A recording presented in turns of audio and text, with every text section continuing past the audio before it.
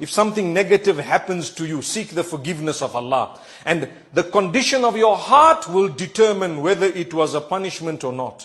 If your heart is made distant from Allah because of something that happened to you, that is a punishment. And if your heart became closer to Allah as a result of something that happened to you, it was the biggest blessing. Whether positive or negative is besides the point. You know what that means? Some people get a lot of money, they get a good job, they have a lovely family, they forget Allah. That's a punishment.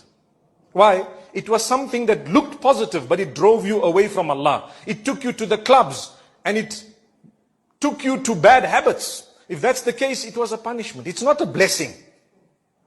Something looking good was not a blessing, because it drove you away from Allah. And on the other hand, something that was looking so bad, you lost your job, you lost your limbs, you had an accident, someone passed away, etc. If it made you come for salah and change your life, wallahi, that was a blessing from Allah. Anything that brings you close to Allah is a blessing. That's why sometimes a person gets sick. And he's a wealthy guy. And he says, I'm going to the doctor. Go to the doctor. Doctor says, we're doing all the tests. He said, yes, we're doing the tests. He gets the MRI and he gets this done and that done. Pause for a moment. May Allah grant shifa to all those who are sick and ill. Say Ameen. All those who are sick and ill. And may Allah protect us all. Ameen. So he gets everything done, and you know what? They don't know what's the story. Why? My brother, you don't do your salah on time. You're not worshipping Allah. You're far from Allah. You're engaged in sin and so on. And Allah loves you enough to make you realize that it's only in the hands of Allah. So you'll go to the doctors, and you should.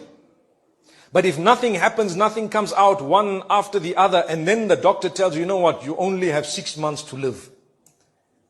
A person who that statement draws closer to Allah is actually blessed.